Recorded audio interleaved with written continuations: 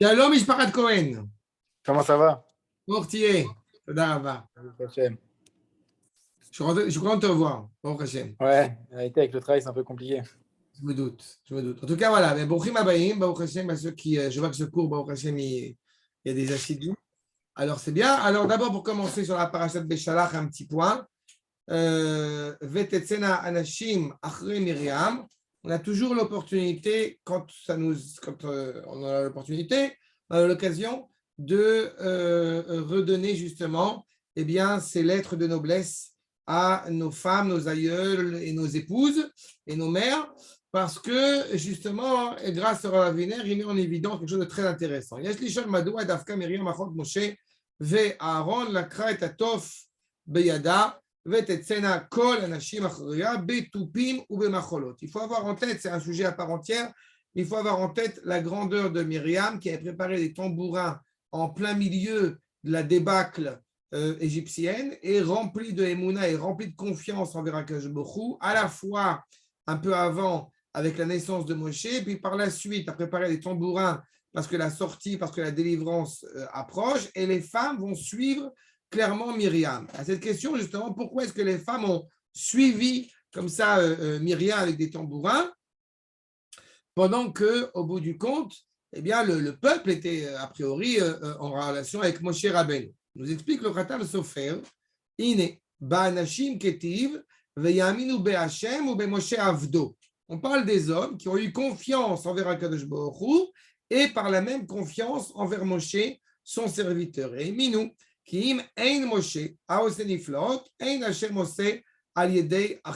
par reconnaissance envers Moshe Rabbeinu, eh bien, a priori, si effectivement Moshe Rabbeinu n'était pas présent, alors Akadosh Baruch Hu n'aurait pas ouvert la mer. C'est qu'il y a un clair dévolu jeté envers Moshe. Les Gabé Agvarim, Katuv Ke'eminu be Moshe Rabbeinu biglal haniflaot. Ils ont eu confiance en Moshe à cause des merveilles, encore une fois, à cause des miracles qui sont devant nous.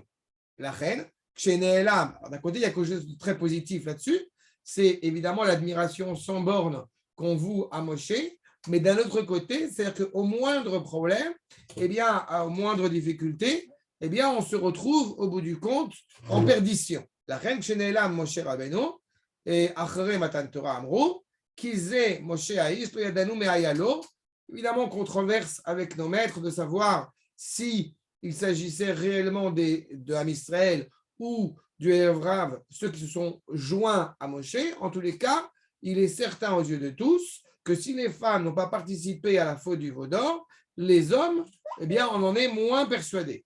N'est-ce pas? Et donc, évidemment, ils se sont demandé, mais qu'on va faire alors que Moshe n'est plus justement présent? Ou l'onimtsa. Mia Selanonissi, qui va nous prendre en Eretz d'Israël, qui va faire des miracles. Mamshir Achatam Sofer, Achanashim et Emenu Gam be Miriam Anevia. À l'inverse, Myriam, qui était reconnue pour être même une plus grande prophétesse que Moshe, en tout cas aussi grande que Aaron, et ça verra bien plus tard que, eh bien, elle n'a pas les mêmes qualités que Moshe, mais elle aussi est évidemment suffisamment importante et confiance, encore une fois, à la valeur, pour rappeler les propos de Lévinas, comme la femme, telle charnière de l'histoire, n'est-ce pas, qui fait avancer, au bout du compte, eh bien, les périples de notre peuple. Donc, les femmes avaient confiance envers les femmes. Afalpi, chez Loastaniflaot, même si Myriam, a priori, n'a fait aucun miracle, Velo Shum Davar. Alors, on sait évidemment qu'il y avait l'eau grâce à Myriam, mais ce n'était pas l'essentiel, ce qui a justement été inhérent à Myriam.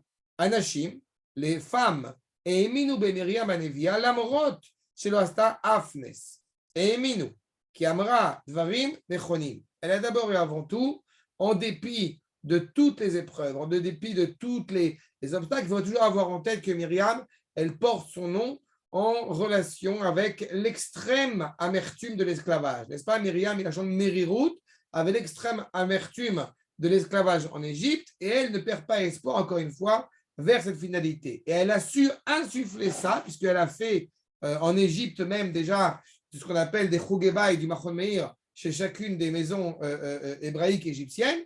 Oui, il y avait le Machon Meir, c'est pas grave. Kitsour, elle a fait ça, et le fait est, c'est qu'elle a pu leur insuffler justement cette confiance en l'avenir. Anashim, du coup, l'onirchelu bechet haegel, les femmes ne sont pas tombées dans la faute du veau d'or, ni même bichlal dans la faute des explorateurs, comme vous le savez. Qui lo ayut tzrichot, machlif le Moshe Rabbeinu. Il n'y a pas besoin de remplaçant à Moshe.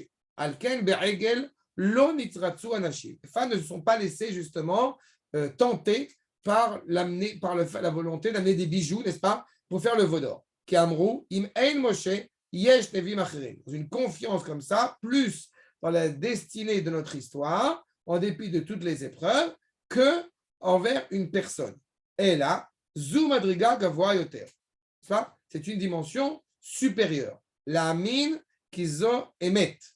On a confiance parce que c'est la vérité. Voilà le propos tenu par le Khatam Sofer, par le biais du Raviner. C'est comme si, j'ouvre une toute petite parenthèse, comme si certains pouvaient être déçus par tel Premier ministre plutôt qu'un autre.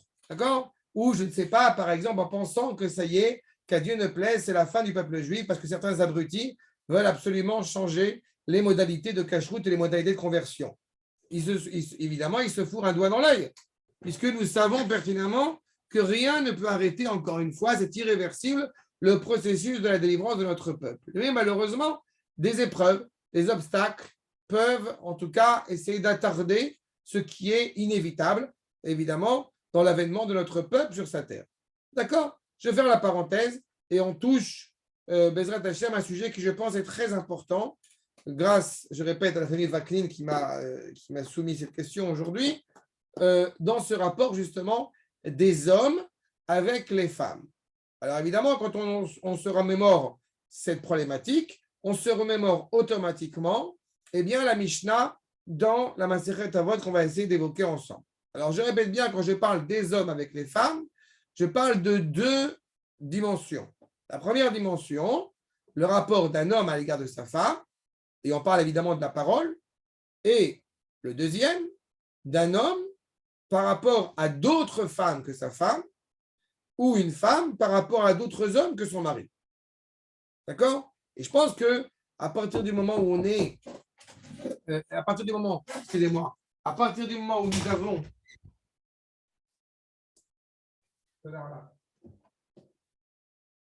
à partir du moment où nous avons des invités, où nous avons des rencontres, encore une fois, diverses par rapport à nos amis, par rapport à nos proches, etc., alors on se retrouve confronté à cette problématique-là, de savoir comment est-ce que je dois ou non parler avec d'autres femmes que la mienne, et qu'est-ce que j'appelle parler, Birchlan. Et l'inverse, encore une fois. Tout ça est pris à chaque fois féminin, masculin, féminin. Nous dit d'abord, dans Masechet Avot, cette fameuse Mishnah, Yossi ben Yochanan, Ish Yerushalayim Omer, Ye beitecha, patuach lervacha, veye aniim bene beitecha. J'ai voulu citer la Mishnah entièrement, bien qu'on ne va pas forcément trop s'y attarder, excepté l'expression consacrée, mais parce qu'il faut remettre l'expression dans le contexte dans lequel elle est donnée. C'est-à-dire qu'on part du présupposé que cette maison, justement, elle est ouverte à accueillir des invités, à accueillir des gens. Elle a une volonté d'être encore une fois bienveillant à l'égard de ceux qui sont autour de soi. Et c'est dans cette problématique-là qu'on nous dit Ve'al tarbe sicha imaisha beishto amru kal vachomer be'eshet chavero. Donc, on n'a pas dit, ça aussi c'est un détail qu'il faut revenir, on n'a pas dit tu ne parles pas avec la femme de ton voisin, la femme de ton prochain, on a juste dit de ne pas abonder en ce sens. Sinon on aurait dit al tedaber.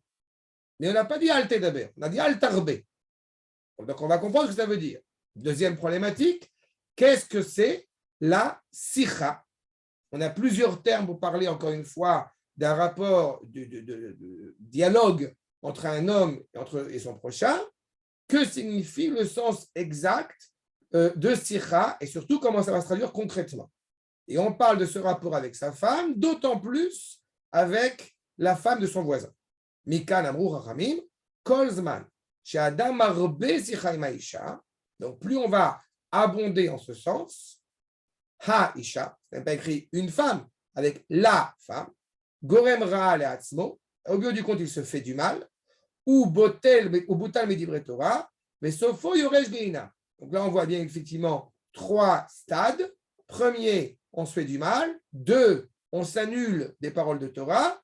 Et 3, on ne peut hériter que ce qu'on va appeler le geina. Donc, on va voir ce que ça veut dire. Première chose, Rashi, va filou ishto, les filles chez Atam idbatel medivre Torah. Ça veut dire qu'a priori, parler avec une femme et pas moins que sa femme, abonder en paroles, je ne dis pas plus que ça pour l'instant au niveau du sens exact de Sikha, parce qu'on va y revenir après. Ça veut dire que on va s'annuler, on va annuler le limud Torah dont on est obligé, qui nous incombe, par justement abonder cette Sikha. Alors évidemment, vous allez vous demander, et surtout les épouses vont se demander, mais enfin ça va, il faut qu'on puisse fonder un foyer. Et à un moment donné, quand on est justement à une famille, alors on n'est plus un garçon de yeshiva. Donc, il colle à kavod, et à un moment donné, il faut parler avec sa femme. On ne peut pas passer son temps à étudier tout le temps la Torah. D'accord? Il faut qu'on joue aussi à la PlayStation. Non, pas vrai. C'est-à-dire Aval et la Game Boy. C'est-à-dire Aval, peu importe. Le fait est, c'est qu'on va essayer de comprendre ce que ça implique aussi derrière. Mais, voyons ce que nous dit le Maharal. Elu shlosha devarim shayach el beit ha'adam. Vous avez 3 choses qui sont très importantes, qui sont les fondements même du foyer de l'homme. Quand je dis l'homme, ce n'est pas forcément masculin. L'homme en tant qu'être humain. Aliede sheyesh le adam bait dira baim bene adam les sham les shol kelim. Quand on a une maison, alors automatiquement, eh bien, vont venir des gens vers nous pour nous emprunter, pour parler. On a besoin de sucre, on a besoin de quelque chose, on a besoin de quoi que ce soit. Gam nichnasim orchim, évidemment, des invités vont aussi venir. Etzlo, vim en lo bait, en orchim nichnasim etzlo. Si tu n'as pas de maison, tu n'as pas d'invité, tu as une maison, n'est-ce pas? D'autant plus, tu as envie d'accueillir des gens chez toi. Et peu importe en la vérité la taille de la maison ou la teneur de la maison. Mais le fait même qu'on ait justement un foyer, on a envie d'en prendre soin, on a envie d'avoir des invités chez soi. L'avantage justement d'avoir une maison, ce n'est pas de transformer notre maison, n'est-ce pas, en musée. Deuxième paramètre important, ça ne serait pas envisageable. Combien c'est difficile d'avoir justement une maison, surtout dans cette période un peu compliquée, eh bien, combien il est douloureux d'avoir une maison et de ne pas pouvoir avoir des invités justement à foison, les accueillir chez soi. Et là, pour le coup, alors on sera prudent. Est-ce qu'il a fait le PCR? Est-ce qu'il n'a pas fait le PCR? Etc. Mais naturellement, on a envie d'avoir une maison, on a envie d'avoir des gens qui viennent chez soi. Troisième paramètre, Ashlishi, Aisha, Shei Akeret Abayit. On avait fait tout un cours là-dessus, sur le fait que l'essentiel de la maison, justement, eh bien, c'est cette femme sur qui repose le foyer. Donc, quand on dit au bout du compte, Bait Yeler Vacha, ça implique ces 3 dimensions. Première chose, que j'ai une maison. Deuxième chose, que c'est une maison qui est là pour accueillir les invités. Troisième chose, que celle sur qui, au bout du compte, va reposer toute l'épine dorsale de ce foyer, c'est mon épouse. Comme il est dit, Lo karati le ishti ishti, rak le ishti beiti. Velechach, amarchi beito, pato alervacha. Cette maison, elle est ouverte afin que, shiavu bnei adam, les sham, les shol zachem. On a une maison, elle se veut généreuse, elle se veut sociale, elle se veut abondante, elle se veut ouverte à tous. Veloin ol beito. Et on ne va pas fermer encore une fois sa maison à ceux qui passent et qui ont besoin de quoi que ce soit. Shiavo les beito. Veit parnesu sham. Keneged hasheni amar. Veyu aniim bene beitecha. Le premier, ta maison elle est ouverte pour être bienveillant, altruiste avec autrui. Le deuxième partie de la Mishnah, que ta maison elle soit ouverte justement, puisque les pauvres, prenez pauvres au sens physique comme au sens spirituel, n'est-ce pas? Eh bien, viennent chez toi pour profiter de ta richesse. N'est-ce pas? Vous vous rappelez de Elimelech, n'est-ce pas? Qui, au bout du compte, au moment de la famine en Eretz Israël, a décidé de partir s'installer provisoirement à Moab et il va en mourir. Et que Rabbi Shimon va lui reprocher justement, alors qu'il avait la possibilité de porter secours à son prochain et qu'il a, au bout du compte, refusé d'aider les autres.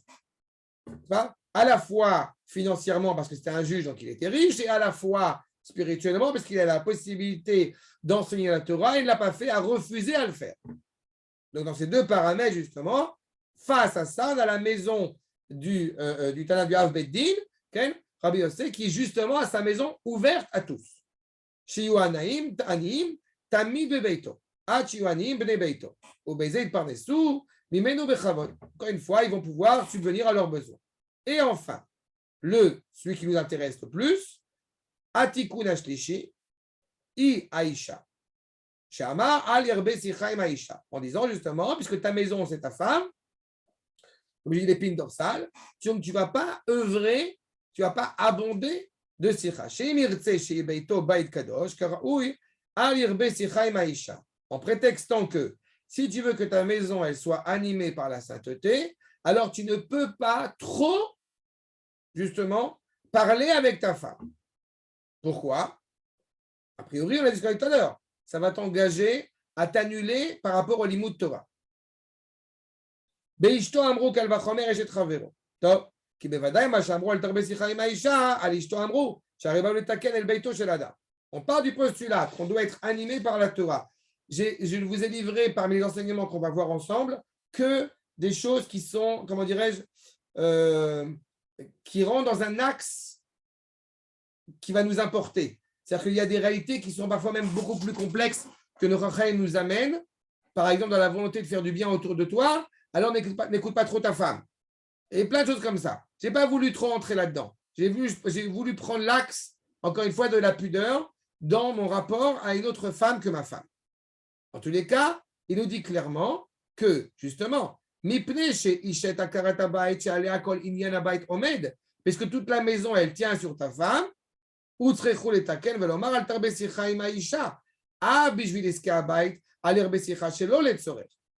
tu ne vas parler avec ta femme au bout du compte que ce qui est nécessaire, que ce qui suscite comme une importance pour la tenue du foyer et pas autre chose que ça.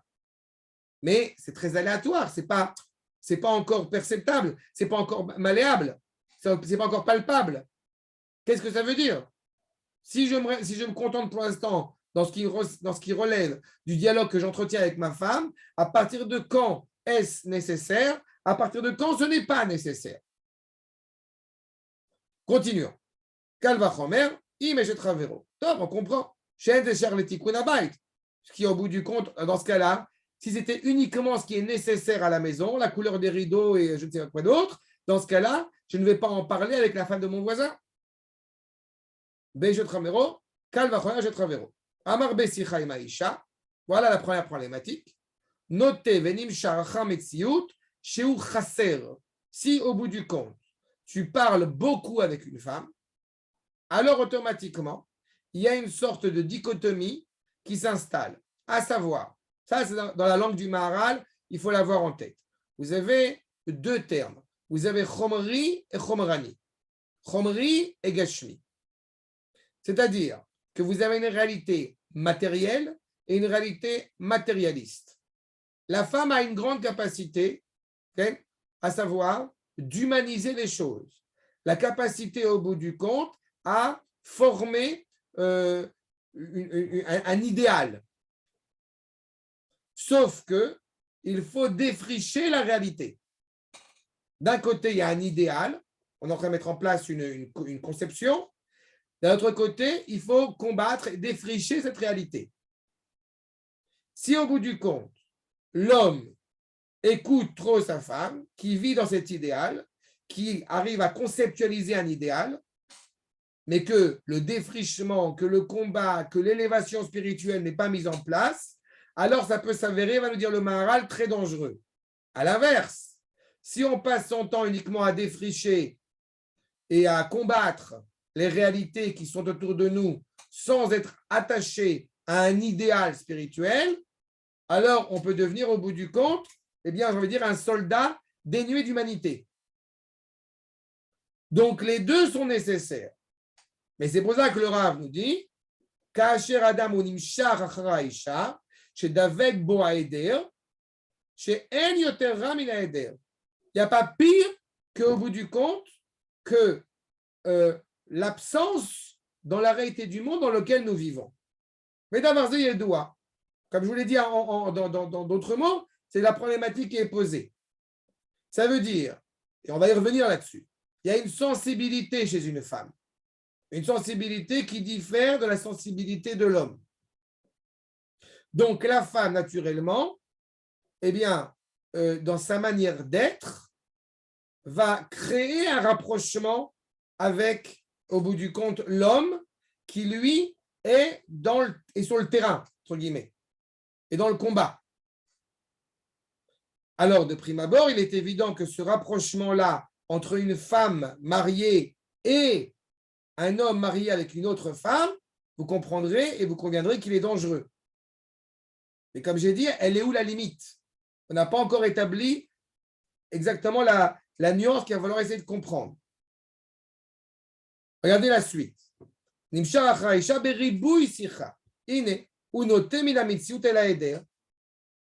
On peut parler au bout du compte de tout et de rien, au risque d'être pas agréable. Ken Noam. Ken Rav, est-ce que juste avant de continuer, vous pouvez revenir sur la phrase que vous avez soulignée? Parce que je ne suis pas sûr d'avoir bien compris.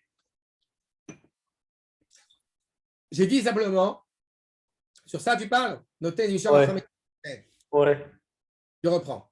On a dit que la femme, elle est matérialiste. D'accord? C'est-à-dire que la femme, elle a une nature, au bout du compte, à idéaliser une réalité qui n'est pas forcément encore réparée. Quand tu matérialises, quand tu es au bout du compte, tu es dans une réalité qui est infiniment manquante, alors c'est dangereux. L'homme a le devoir, n'est-ce pas, impliqué, investi par la Torah, il a le devoir de se rattacher à l'éternité. La Torah, Netzach. Alors que l'inverse de l'éternité, évidemment, c'est le ponctuel, c'est le désuet. Okay. D'accord? Notez venimshar achar mitziut, sheu chaser. En étant rattaché au bout du compte à une réalité qui est infiniment manquante, puisque c'est la femme, chez Davek Bo Aeder, du coup, il s'attache à ce manque, il s'attache automatiquement à cette désuétude, donc c'est mal, il entretient le manque. Pourquoi? Parce que Aïcha yoter chomrit min Aïch. Qu'Aïch nirsha bemadrigot, bemadrigat atsura leïcha. L'homme par rapport à la femme, l'homme, il a justement, on lui c'est pas seulement on lui impose, il a cette inclinaison à s'élever spirituellement. D'accord? Ne vous méprenez pas, je parle surtout aux femmes, parce que quand on voit ce genre de propos, alors après, tout de suite, ça part de manière comme ça vexée. Alors que pas du tout, chacun il a au bout du compte un rôle et un travail à faire. Mais on va voir ça.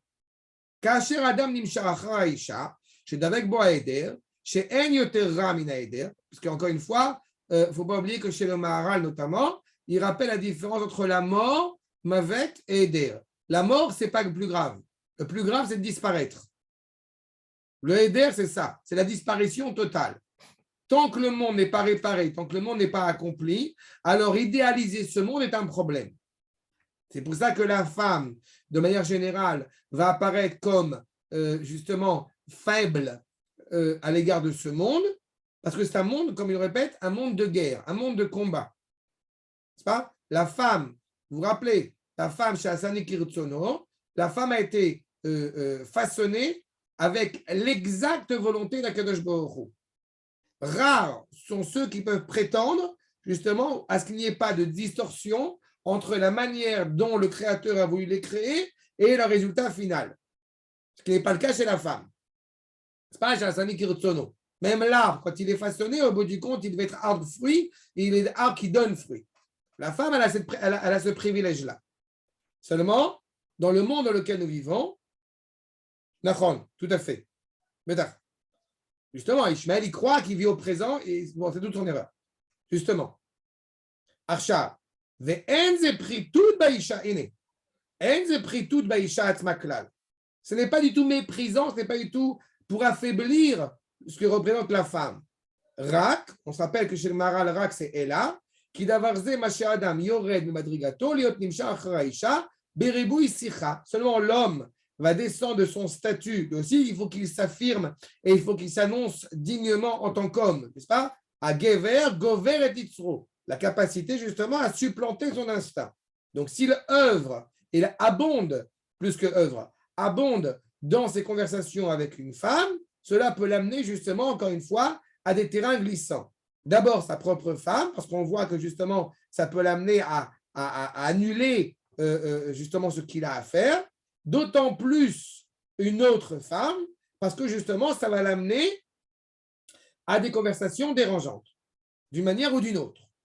D'accord? Et on va devoir revenir sur ce que c'est exactement que le sens de la sikha.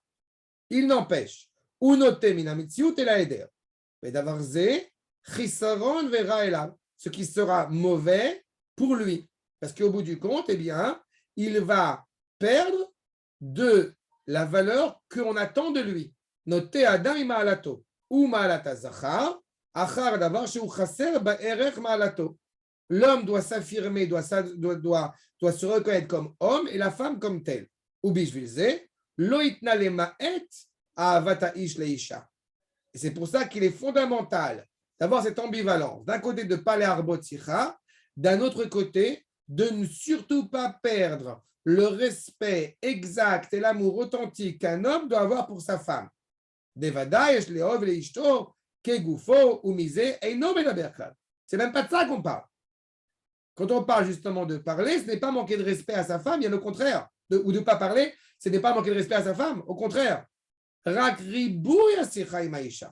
Juste d'en faire plus que nécessaire.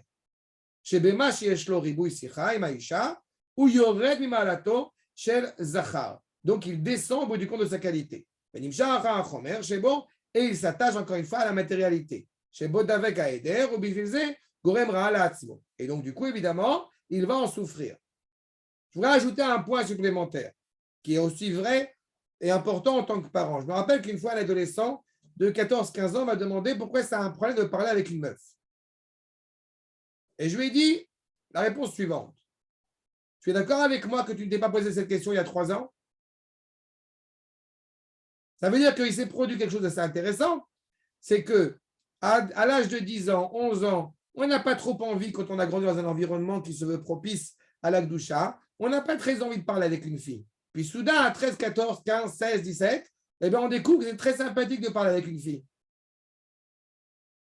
Ça veut dire qu'il se passe quelque chose. Cette réalité-là, encore une fois, elle est reliée inexorablement à la matérialité. Il faut qu'on parle, c'est-à-dire, qu'est-ce que c'est que ce discours, que cette parole dont on parle, qu'on n'a pas encore définie, je répète.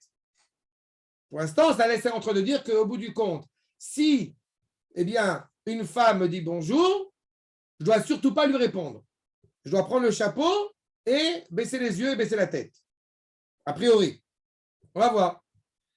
Rabbi Nachman de Breslev, dans son commentaire sur la Maseret Avot, nous dit Tzrichim leishamer me'od lo larbot bediburim shel ma bechach im haisha shemitarachat etzlechem. D'abord, on ne va pas abonder en discours avec une femme qui est invitée chez moi. Ça veut dire quoi? On n'a pas dit de ne pas parler, comme on l'a dit tout à l'heure, de ne pas abonder dans des paroles. Top. Et là, juste ce qui relève de l'hospitalité et pas plus, pas moins. Ça veut dire qu'au bout du compte, vous accueillez, c'est clair, on va commencer à rentrer dans le concret. Vous accueillez un couple, une famille, chez vous. Pour Shabbat, pour les fêtes, on accueille un couple chez soi. Est-ce que ça signifie qu'on a le droit ou on n'a pas le droit de dire à la femme de mon prochain, n'est-ce pas? Est-ce que tu veux encore de la salade? Est-ce que je t'en prie, sers-toi? Ou je ne sais quoi d'autre. Si on pensait comme ça, ce serait ridicule.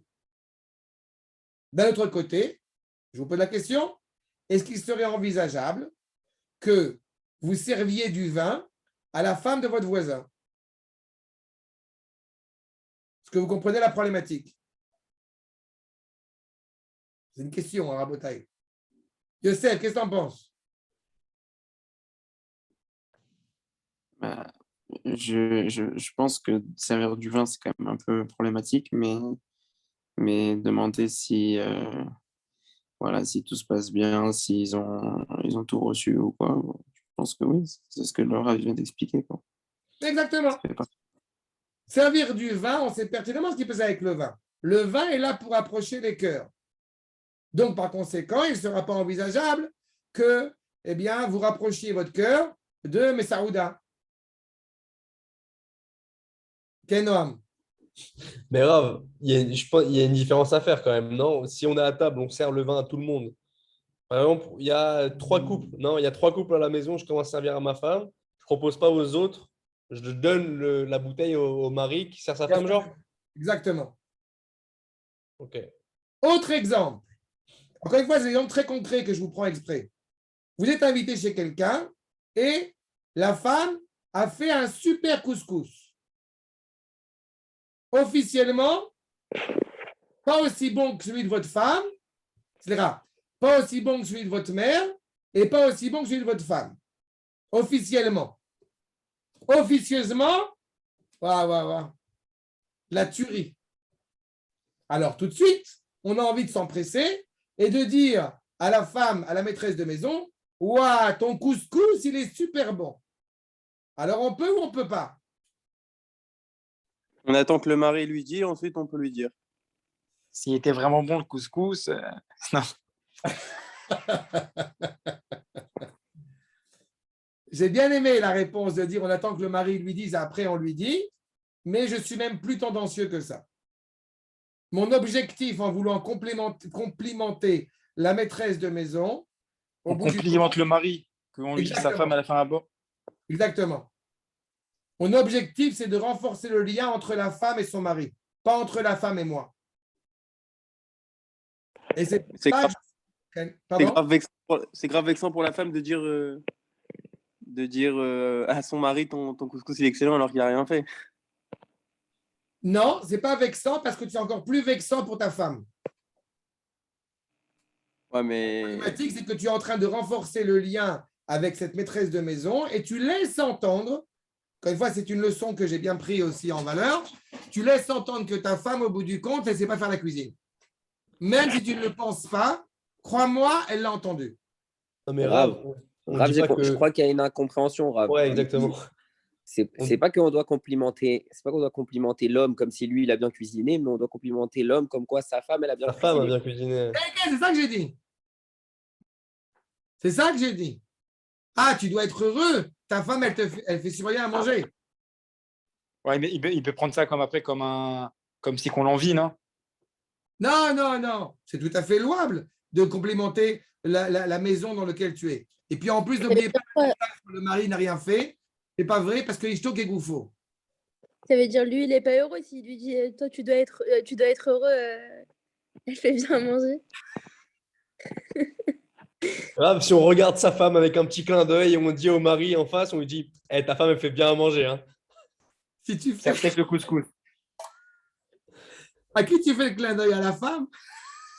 Non, au mari. Et on regarde la femme comme ça en mode Va Ouais, prendre la bon, recette, genre. avec le pouce. Bon, mais l'idée, elle est là, quoi. L'idée, c'est ça qui, au bout du compte, est en train d'être dit. C'est pour ça qu'il faut faire super gaffe à ça. Et encore une fois, je vous dis dans le cas de figure, mais on va revenir à ça de toute façon. Mais il est certain que ce qui doit sortir, c'est un renforcement du lien entre ce mari et cette femme. En aucune manière, encore une fois, il doit y avoir une proximité entre vous et une autre femme que votre femme. Et encore une fois, le Rabbi Nachman de Breslev, il ramène ce midrash bien connu. Et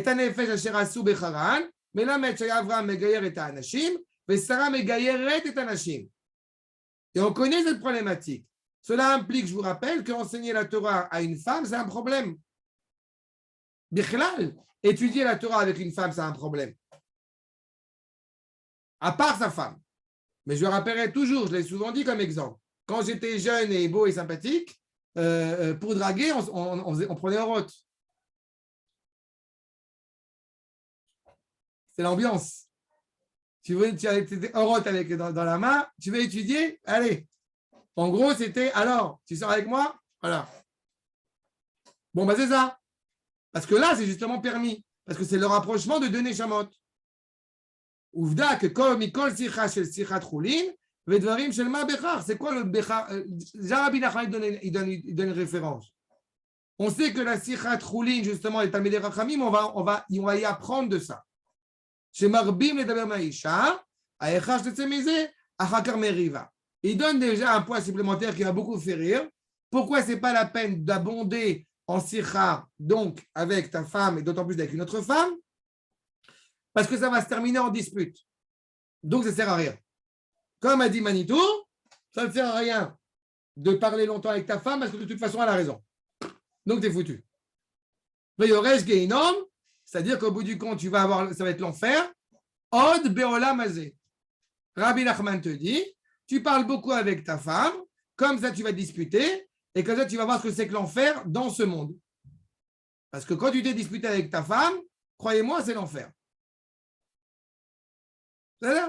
Ça, c'est premier détail. Mais comprenons un peu plus en avant, j'ai envie de dire un itouach, une opération psychologique de la part du Rav Zvi Yehuda, Makor numéro 5. Yeshna Chulsha Baisha. Il y a une faiblesse chez la femme. Sorer psychologie ve'od. Il y a des besoins psychologiques, les galotes et metsiuta. Elle a besoin de se révéler, d'apparaître, l'ofia l'arbot sicha. Vous savez que Teisha Kavin, n'est-ce pas? On a 9 mesures de parole chez la femme, une pour l'homme. La femme, elle a besoin de parler. À chaque ratanim que j'ai eu l'occasion, que j'ai le privilège de préparer, j'ai souvent relevé cette problématique-là. Un garçon, naturellement, il va parler avec son copain, eh bien, du point A pour arriver au point B. Ce qui importe, c'est le point B. La meuf, c'est pas ça. C'est ce qui se passe entre le point A et le point B. Ça a un avantage énorme et ça a un inconvénient énorme.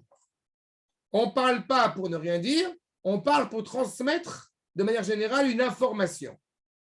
La femme, eh bien, elle aura de manière générale un regard un peu différent sur la valeur de cette sikha.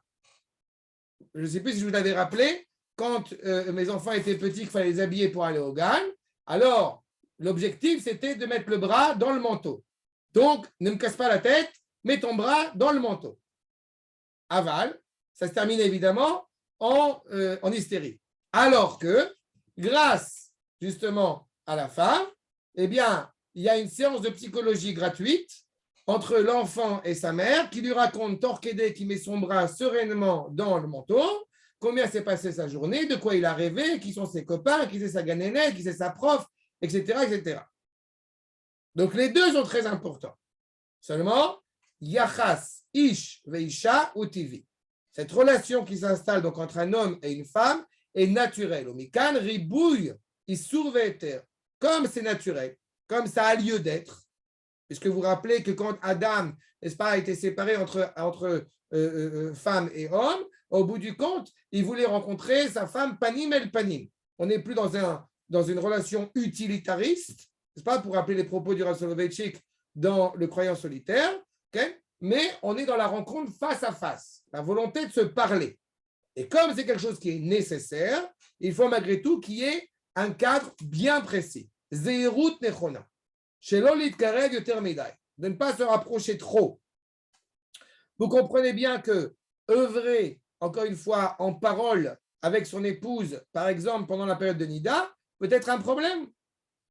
Parce que ça peut justement faire trébucher certains rapports. Mais tor kolze, ba'adracha val tarbe sicha im ha'isha, ribui sicha, govel b'itkarvut yetera. Tout à l'heure, on a parlé de la dispute. Là, on est en train d'évoquer une notion supplémentaire, le trop rapprochement. On sait pertinemment, et combien malheureusement sont connus les exemples, pas que dans le monde occidental, mais de ce rapprochement improbable entre un homme et une femme, et de là où il peut mener, ou magia les guiderait à rayot. Automatiquement, que Dieu préserve, ça amène justement à enfreindre les barrières qui soivent de débauche. Va filou beishto, et aussi envers sa femme. Il y a par exemple, peut-être que vous l'avez déjà vécu, moi, quelque chose qui m'a toujours beaucoup semblé très perplexe, c'est quand il y a des soirées pour renforcer l'équipe pédagogique ou l'équipe de travail. Alors, on fait une soirée des hommes et des femmes qui font partie de l'équipe technique. Mais pour moi, ça me pose un gros problème. Quand on m'a dit ça une fois pour renforcer, pour les gabèches l'équipe, j'ai dit clairement, mais je n'ai pas envie de les gabèches avec une autre femme que ma femme. Et pour les Tkarev, les Traber, on s'en fout. Si tu veux parler avec une femme, parle avec ta meuf. Pas shoot. Et encore une fois, je vous dis ça aujourd'hui avec l'expérience que j'ai acquise, parce que n'oubliez pas que je suis un littéraire. Donc j'ai passé mon temps, j'ai passé ma scolarité, j'ai passé mon université avec des meufs. Ou des garçons qui n'étaient pas clairs. Mais bref. Ça veut dire que la problématique là, on la connaît. Je l'ai vécu quand j'ai étudié le théâtre, quand j'ai étudié la littérature. Je l'ai vécu cette réalité-là. Et de cette, voilà, comme je dis, cette relation pas claire. On sait où ça va mener. ou magim sakana. Gorem ra le'atzmo. Shematzavo haishi anafshi apsychologi milbalbel. Même si on n'en est pas conscient. Encore une fois, on a vécu en France. Donc, on a vécu dans des réalités mixtes. Et ces réalités-là, eh bien, quelque part, elles nous ont aussi souillés. Je rappelle, il y avait un garçon qui était à Massa, pas à Massa, Tikva, à la Yeshiva il y a quelques années. Il m'avait fait beaucoup rire parce qu'il n'avait pas du tout, j'avais essayé de lui faire comprendre qu'à la Yeshiva, les garçons se préservaient de plein de choses. Et ça lui paraissait improbable que les garçons de 18, 19, 20 ans, ils n'avaient jamais connu de filles. Alors que lui, qui, Baruch Hashem, à foison, alors il avait l'impression d'être moins contrarié par ce problème. Et je lui ai démontré que c'était en fait l'inverse. C'était très grave. Parce que quand on a vécu dans la mixité, alors ce rapport et cette gêne qui doit exister entre un garçon et une femme, eh bien, malheureusement, comme de l'eau qui frappe dans la roche, eh bien, il commence à devenir, la roche, elle s'arrondit, la roche, elle perd de sa statue. C'est exactement ça. On doit avoir ce rapport, justement, de gêne entre un homme et une femme. Et du coup, encore une fois, Boutel Medivre Torah, Veot Shenishtalshel, Beyored, Miyodea La'an. Ça n'a pas de limite. Mais Sofo Yoresh Geinom. Zo Adracha Musarit Chazaka Shel Chazal. On doit garder constamment au bout du compte une distance, un rideau entre un homme et une femme. Ça veut dire, au bout du compte, et c'est là où on arrive à l'essence même, j'ai envie de dire, de ce que c'est qu'une sikha grâce au Meiri.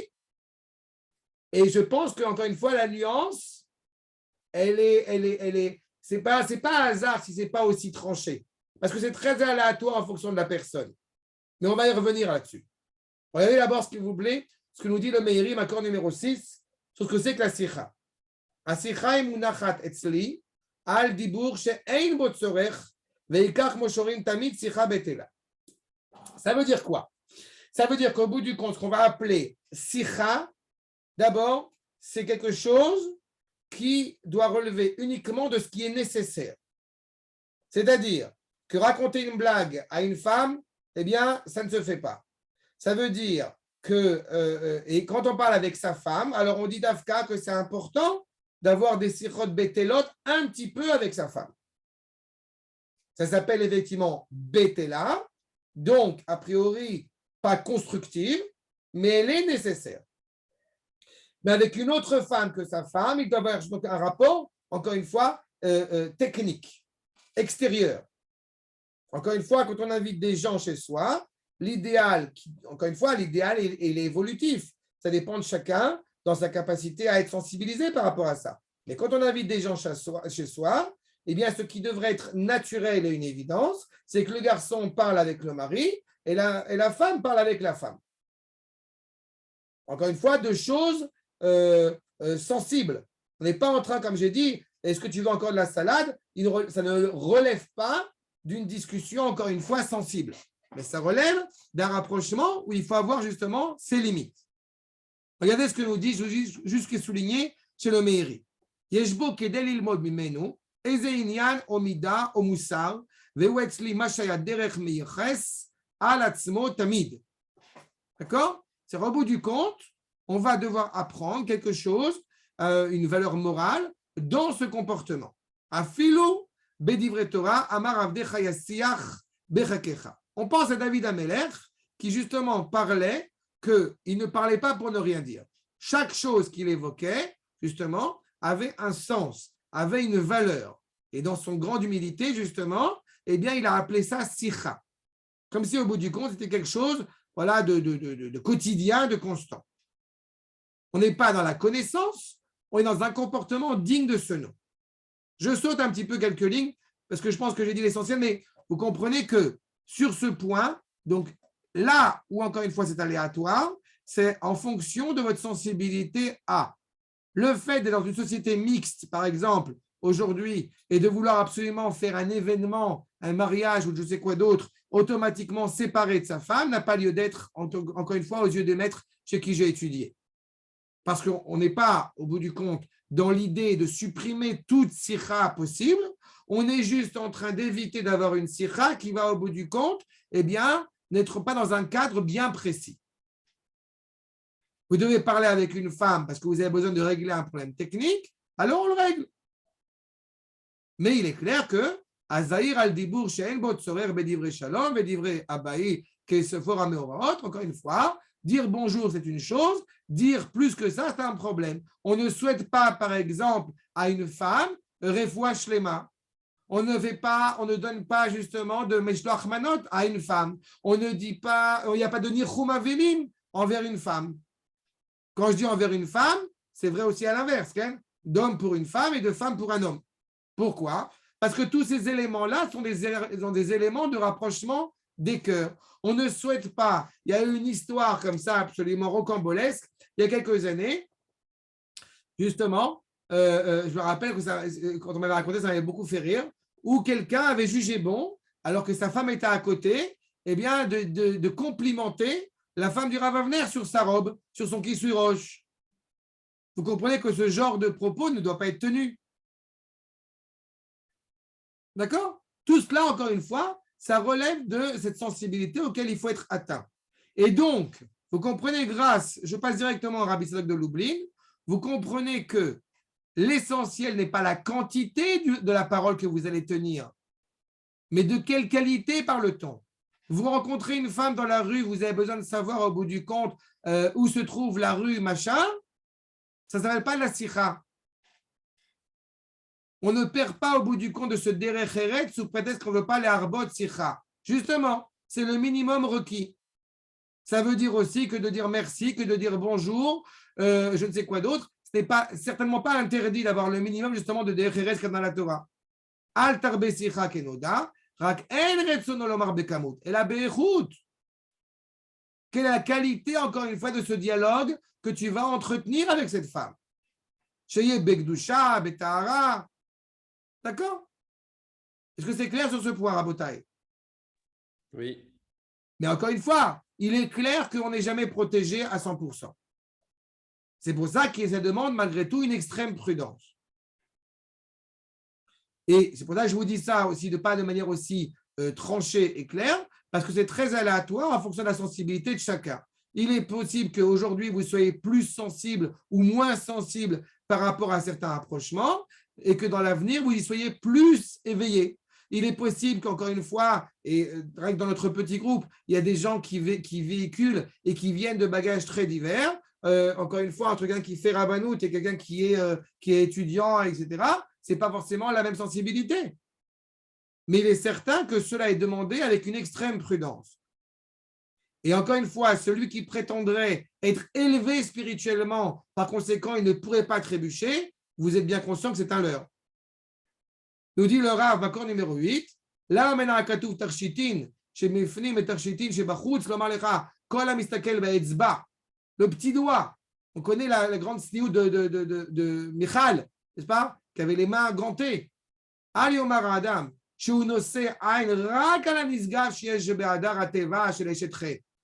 ne vois pas cette femme, je vois que la grandeur spirituelle. Ça va. J'ai ta mère. Aregashot, lev Adam, en behem chutz, chetz vegvul. T'as pas de limite. Tu sais où ça commence, tu sais pas où ça va finir. Et même si on appartient aujourd'hui à une génération je rappellerai toujours que même si on appartient aujourd'hui à une génération qui est totalement perturbée par tous ces problèmes-là, je me rappelle que mes parents ne sont pas d'Afka et qui n'ont pas forcément grandi avec l'érudition de la Torah. Il n'empêche qu'il y avait un collègue à mon père, je me rappellerai toujours, j'étais gosse, il y avait un collègue à mon père de son travail qui était venu pour demander un truc à ma mère. Il y avait avec l'intercom et l'interphone, tout ça. Et ma mère, elle a dit, non, je ne t'ouvre pas, mon mari n'est pas là. Et pourtant, mes parents n'ont pas grandi dans un environnement hautement spirituel. C'est-à-dire qu'il y a une sorte, encore une fois, d'évidence. Cette réalité-là, il faut y être sensible. Il n'y a pas de limite à ça, on n'est pas protégé sans aller sur des terrains sinueux, de shalom. On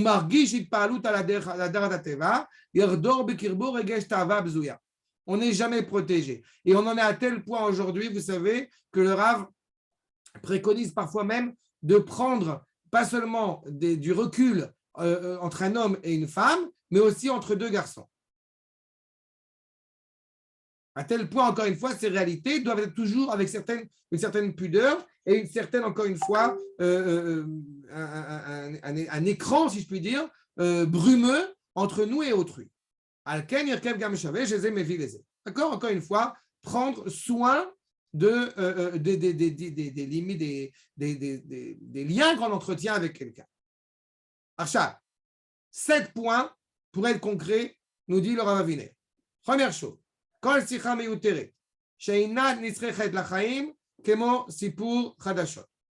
ce qui n'est pas nécessaire à la vie, encore une fois, doit être considéré comme problématique, en tout cas comme limite.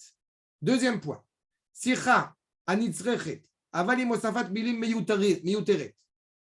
Quelque chose qui est nécessaire, mais avec des ajouts de mots. On peut dire bonjour, mais on n'est pas la grande conversation à la française. On parle avec quelqu'un au téléphone, on n'est pas obligé de dire au bout du compte et je t'embrasse. Et embrasse ton mari pour moi. Et embrasse ta tante, ta cousine, ta tante, ta sœur. C'est miouta. D'accord? Dougma. Mais là, évidemment, plus on est à l'écran, plus ça va être encore plus sensible. Rabbi Yossi Galili, alach bederech veshal et brouya, beize derech nelech lelud. Ninzaf biglal, al tarve sicha im haisha, כי היה לו לקצר ולומר, איזה ללוד. Bon, à notre génération, on peut dire, où est le chemin pour Loud, s'il te plaît? C'est-à-dire, Arshad, troisième point, Bdichot vetzrokim. D'accord? Toute relation, encore une fois, d'humour, de plaisanterie est dangereuse. Vous savez qu'il y a une vingtaine d'années de ça, quand j'ai commencé à découvrir cette problématique-là de la tsniout, alors j'ai parlé avec la rabbinite, la femme du Rav. Et ça m'est arrivé que je sors des blagues à la rabbinite. Enfin, des blagues, il ne faut pas non plus pousser, mais genre un peu détendu. Et quand j'ai compris que c'était un problème, alors j'ai eu la rabbinite, tout ça, je lui ai dit, mais je suis désolé, pourquoi vous ne m'avez rien dit? Non, parce que vous avez de l'humour, on n'a pas voulu vous embêter. Ça veut dire qu'encore une fois, c'est des choses qu'il faut, avec les années, on est plus sensible à ça. Quatrième point, Kalut Rosh, Avira Klila. Encore une fois, Kalut Rosh, un créateur, comme on dit, avec ta meuf. Avec la meuf de ton voisin, il faut lui la paix. Et il n'y a pas de ça va, on rigole. Non. Sixième point, Signon Yediduti, Kagon, Pnia Beshem Prati. Si on est avec une Israélienne, alors de manière générale, c'est bien de garder les distances. Si on parle en français, alors évidemment, vous êtes jeune, ça, vous n'allez pas commencer à vous voyer la femme de votre voisin. Mais il n'empêche que c'est bien d'avoir ces distances. Moi, je sais par exemple qu'un Talmid Chacham avec qui je suis très, très ami, le Rav Shuraki, on se tutoie. Mais son épouse, je la vous vois. Et elle me vous voit aussi en retour. Donc, c'est-à-dire qu'il faut avoir comme ça. De la même manière, entre parenthèses, que la famille Zini, ils me connaissent depuis que j'ai 19 ans. Il n'empêche que le Rav me dit évidemment tu, et la rabbinite, elle me dit vous. Ça vous montre bien encore une fois que c'est bien d'avoir justement cette distance. Sixième point. Ana ta'ish mikol aisha. On prend du plaisir. C'est comme si au bout du compte, je voyais la femme de Yosef et je lui disais vas-y, continue à parler, j'aime bien ta voix. Même pas forcément en train de chanter. Ça, c'est Bichlal un autre problème. Afilo eino kol shira. Et là, mitsurat adibur. J'aime bien comment tu parles. Non, non, non, non. Pareil, pas chez ta mère. 7e point. Il dit doute avec kirouv da'at.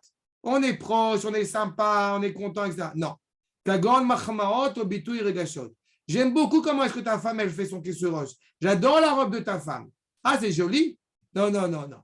C'est des discussions Bechal d'abord entre nous, les garçons, qui ne nous intéressent absolument pas de savoir est-ce que la vaisselle avec cette couleur rose pastel ou est-ce que tu l'as acheté. On s'en fout. Kenoam.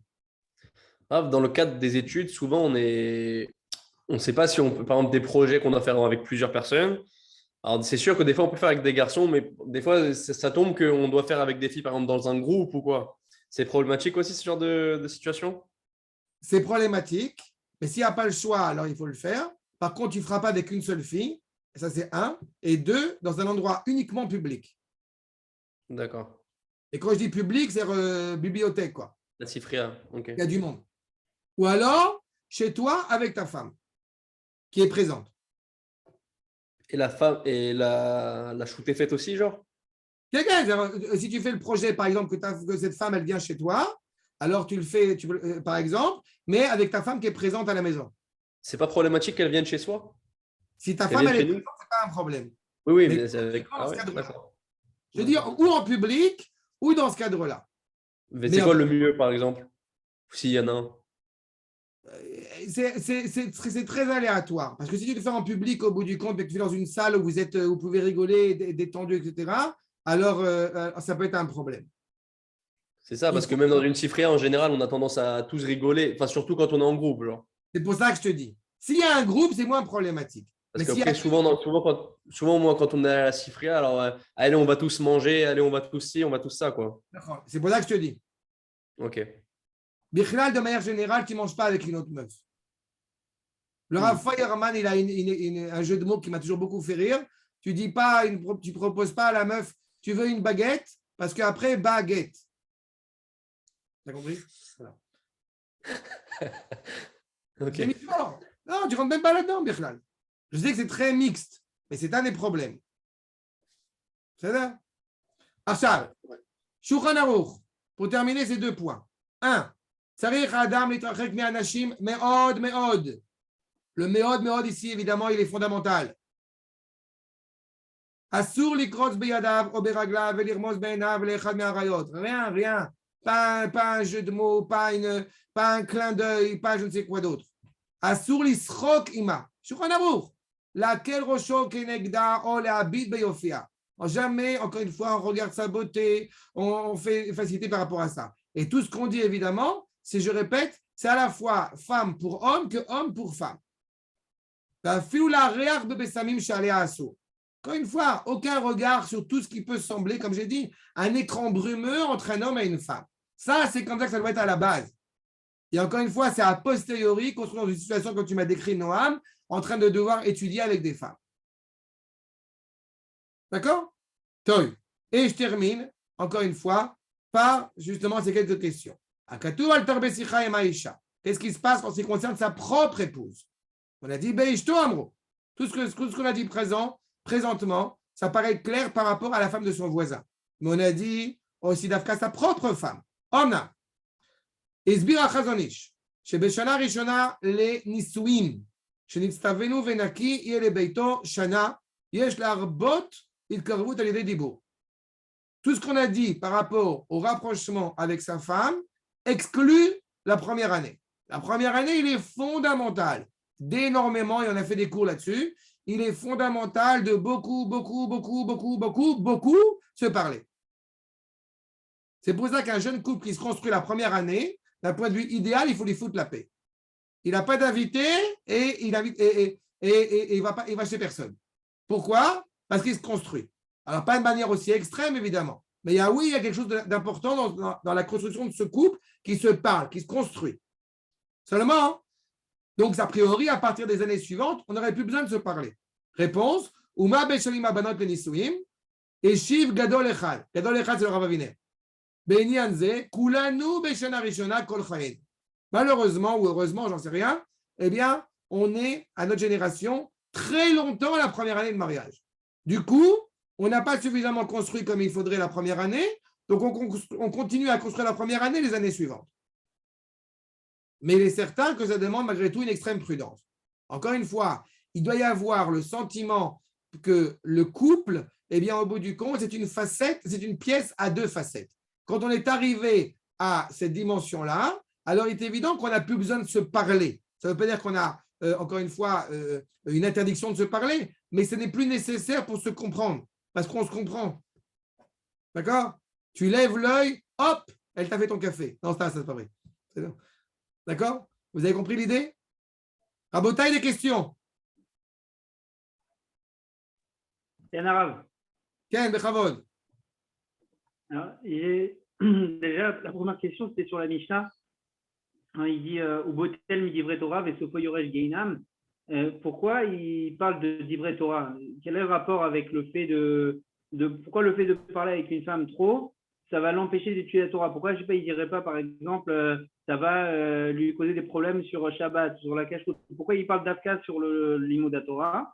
Parce que l'homme a le... Pourquoi il parle là la Rayot? Parce que si le but, ce qu'on a vu, c'est que Sofo, à la fin, ça va arriver à une caloutroche, etc. Alors pourquoi il ne dit pas Sofo Yoresh Begilou Yarayot? Pourquoi il dit Botel Midivrei Torah? Donc, il y a deux choses. La première chose par rapport à Boutal Midivrei Torah, la femme ne peut pas forcément comprendre cela parce qu'elle ne lui est pas incombé d'étudier la Torah. La femme n'a aucune mitzvah d'étudier la Torah.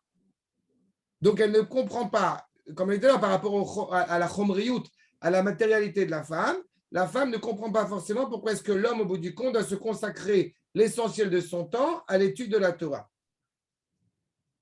Par conséquent, à partir du moment où tu vas justement œuvrer dans, entre guillemets, des choses désuètes, automatiquement, tu vas te déconnecter du limud Torah.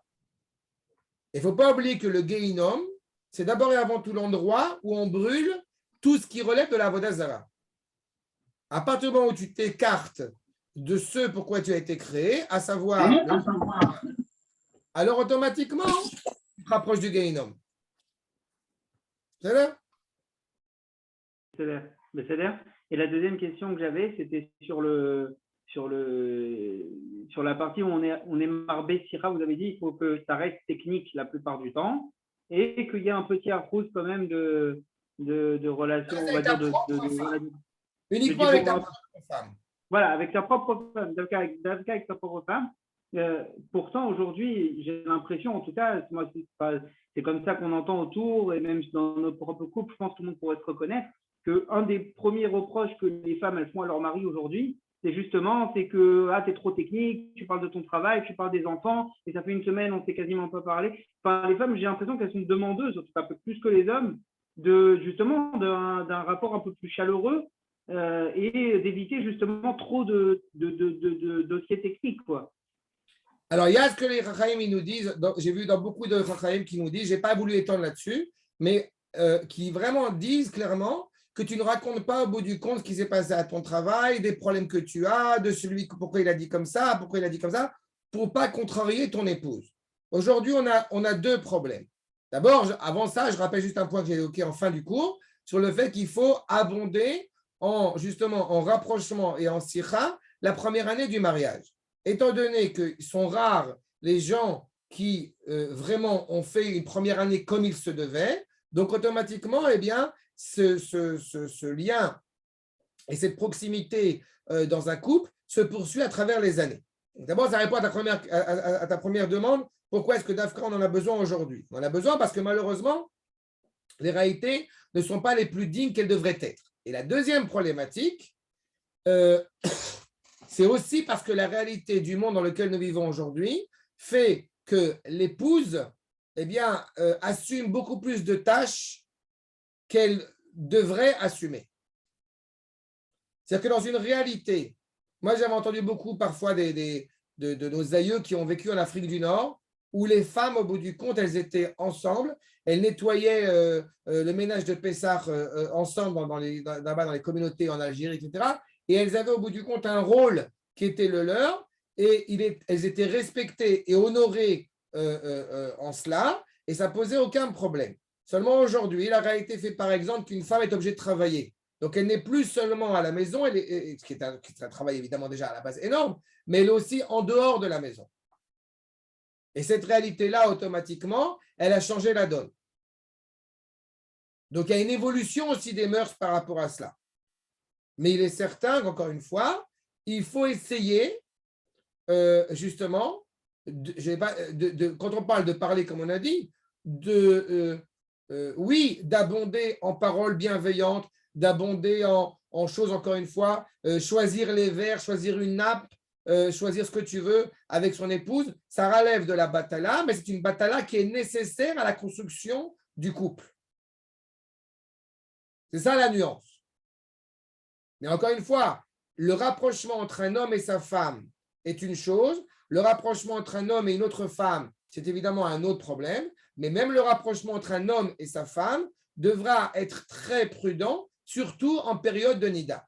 Il est certain qu'à partir du moment où il y a un rapprochement des cœurs trop important pendant la période de nida, alors évidemment, on peut porter préjudice et peut amener justement à faire des écueils. Donc c'est pour ça qu'encore une fois, là aussi, pendant la période de nida, il sera d'autant plus judicieux de se rapprocher spirituellement puisqu'il n'y a pas ce rapprochement physique. Mais encore une fois, tout ça avec prudence, tout ça avec parcimonie. D'accord? C'est clair? Merci beaucoup. Rav. Et Simcha. Ah, Quel j'ai bechavod? une dernière question. Est-ce qu'il y a des problèmes de… Je crois que le Rav Hana, il avait répondu, mais je ne me souviens plus et je ne me souviens plus de la réponse non plus. Est-ce qu'il y a des problèmes de ichoud dans une voiture, par exemple, du travail, où on rentre ensemble, quelqu'un qui dépose l'autre, etc. Si ça devient quelque chose de figé, ça va de routinier, que tous les jours tu ramènes cette collègue du travail à la maison, ça peut être un problème. D'accord. Que ce D'accord? soit le jour ou la nuit. Bah, la nuit encore plus problématique. Ok. La nuit encore plus problématique. Éventuellement, elle s'assera derrière ou toi tu t'assiras derrière en fonction de qui conduit, mais vaut mieux, encore une fois, éviter tout rapprochement qui soit comme ça, justement, voilà. Parce que, encore une fois, vous allez vous parler dans la voiture. Ouais.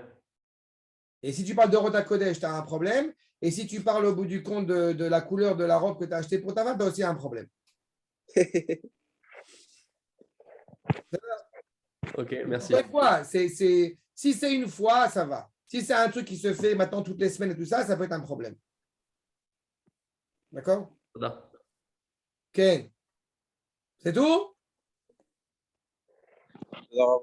Shalom Kol Tuv. À dans 15 jours. Bezrat Hashem. Merci beaucoup, Rav. Merci beaucoup. Toda, Rav. Tov, tov,